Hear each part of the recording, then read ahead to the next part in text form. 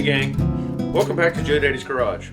Today's video will be part 2 in a Vintage Air installation series on the 68 Mustang known as Jade. If you like videos like this, hit the subscribe button and the bell notification to stay informed. Okay, so in the first video I did the test fitting of the heater box that goes under the dash, and I installed the plate that goes on the firewall that all the tubes go through. In doing so, I also added, in this case, I used flex glue to seal up the perimeter of that plate, and it's all bolted in place. I repainted it. I can show you that in just a minute. But what I want to do next is install the vent block-off plate on the passenger side. Now, the way this works, this has like a little, top hat kind of shape to it. And basically, you're just going to apply some sort of a sealant. Now, in the instructions, they want you to put in 3 screws. There's holes here. I don't want to put screws in the bottom of the cowl where water can collect and cause more problems. The other screws or bolts that I put in to hold the box, they're higher up on the cowl, so it's unlikely they'll get water on them at all. But this one, this piece, I want to just seal it. So I'm going to use, again, this flex glue and liberally apply sealant or glue all around this thing, around this edge, everywhere I can, because this doesn't fit real tight. It's not like a super snug fit. There's play there, but I'm going to make sure I've got plenty of stuff on there. Along with that, I'm going to add some support structure just to hold it in place until everything is cured and it'll be good to go. So what I want to do, in my mind, the first step is clean this off. I want to make sure there's nothing on here that is going to hinder the glue. So in this case, a little Windex.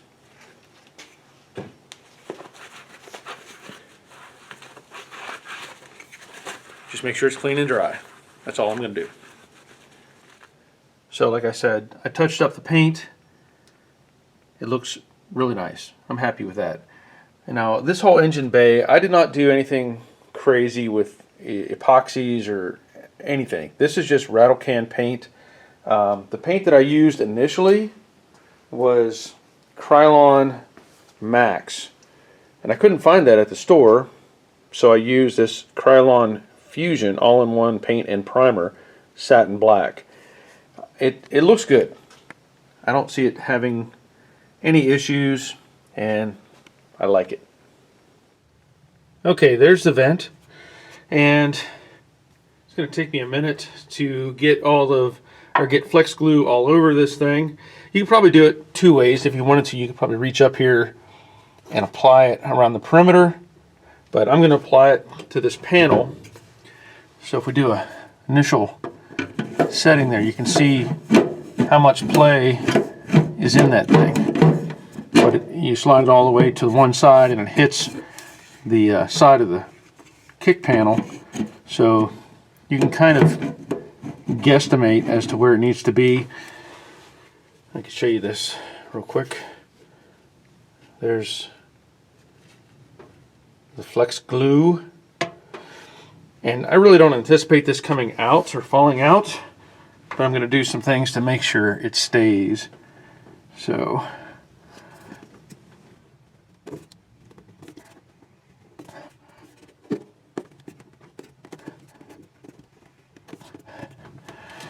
what I plan to do is I have like a dowel rod or a broom handle that I'm going to prop on one side, come off the floor, and then the other one I'm going to put a piece of wood through the hole where the vent would be for the normal air vent for the AC. And then, just because I have this 20-pound weight I'm going to put on the block of wood to keep tension on that cover. So as long as nothing disturbs it, I think we'll be okay. Another angle there.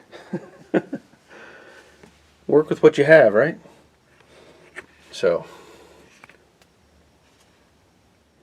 if you're curious, it says Flex Glue cures in 24 to 48 hours and reaches maximum strength in 7 days.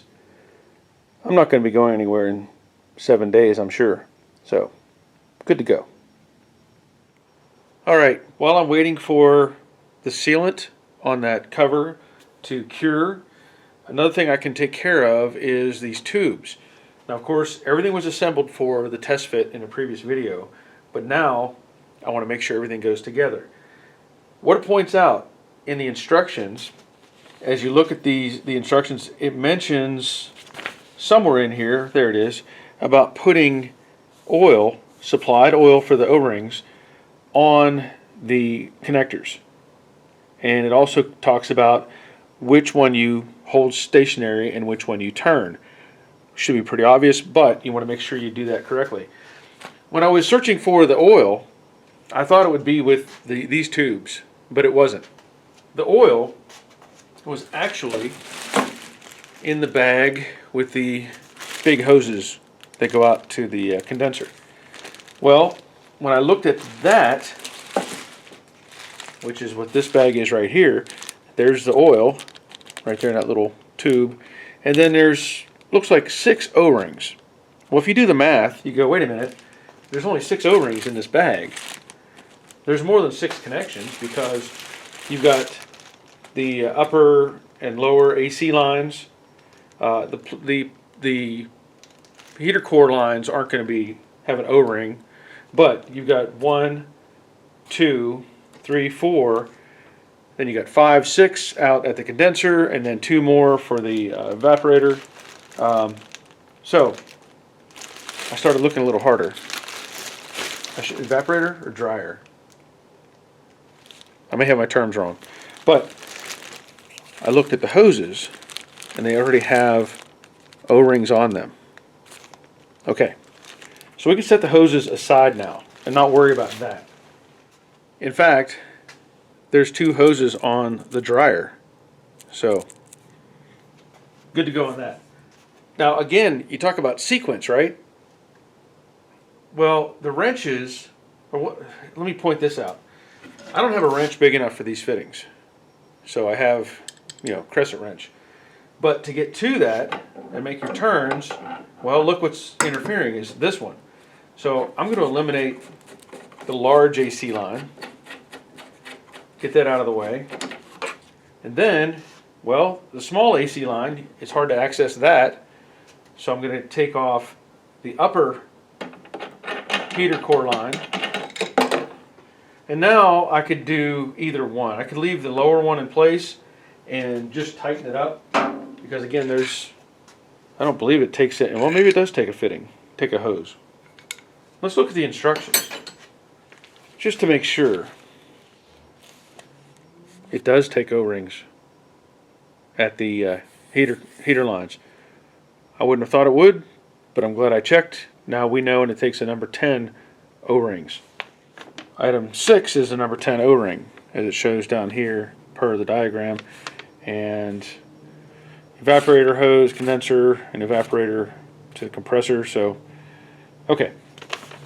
Now we know. So with that in mind, I'm going to take off the lower heater hose, or heater line, and we're going to start with this small line for the AC. And it would appear that's the smallest O-ring. Let's see if this, I'll probably have to cut this open. Maybe. Yep. So I'm going to put a small amount of oil on that O-ring.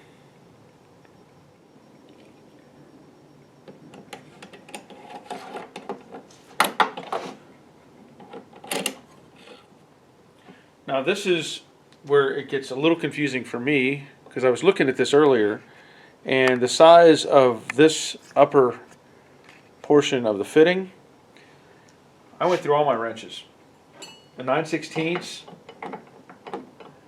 has a good bit of play on it, so I went to the metric stuff. 14, ½ inch. So the choices are, I guess I could go with my 9/16 or I could pick up a second crescent wrench. In this case, I am just going to go with the 9/16, and this line is a 3/4, so I'm going to hold that steady as best I can. I really don't like that. Let me go back with the crescent wrench. And even that's a snug fit to get inside of that. Okay, so I've got that. We'll go with that 3/4.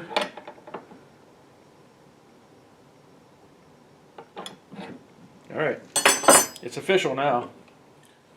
Okay, now I want to put on the lower heater core line, and I'm putting on that O-ring. I don't know that it really needs oil, but I'm going to put a little bit on there anyway, just to help it seat a little easier.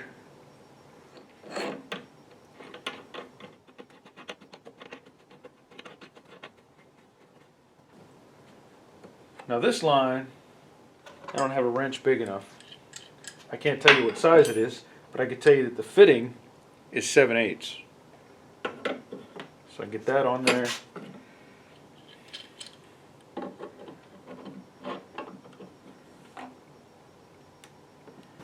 And it's going to rotate. I don't like that.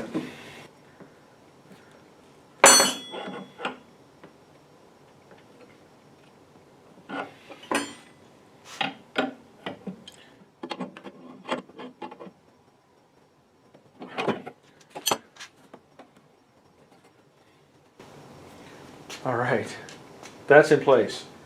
The sequence should be the upper line. Again, well, that says number 10 O-ring as well. It tried to escape, get out of the package. Again, I can't say that it's going to hurt it to put oil on here or help it, but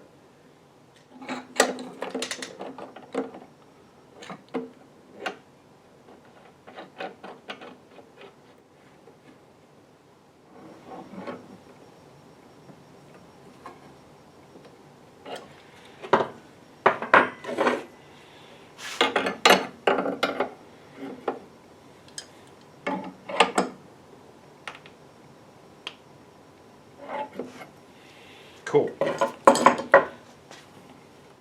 Okay, last one. Lo and behold, that says a number 10 O-ring as well on the upper AC line. So, am I short a number 10? The kit calls out for 2 number 10s, 2 number 8s, and 2 number 6s. In this case,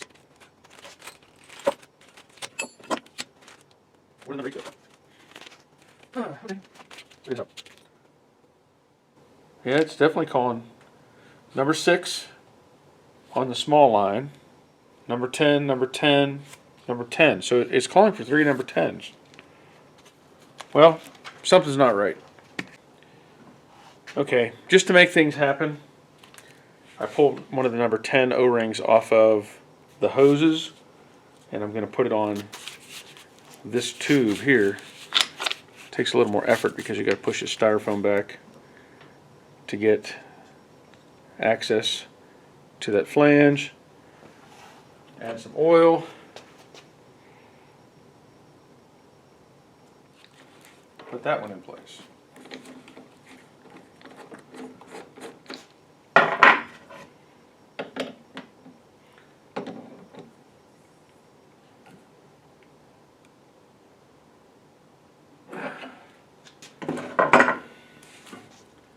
The next thing it talks about, or mention, let's say, is this press tape right up here in the corner.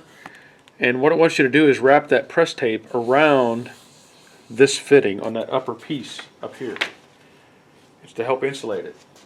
And that's what this stuff is. So, still sticky after all these years.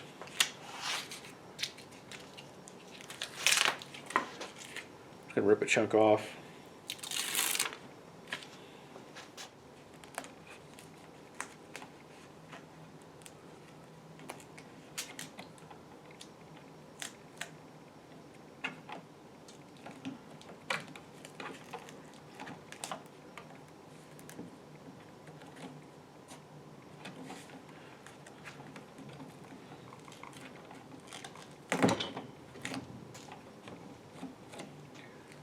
Now, of course, it doesn't tell you to do 5 or 10 wraps, it just says press tape. So I'm going to try to get this all the way around the tube as best I can.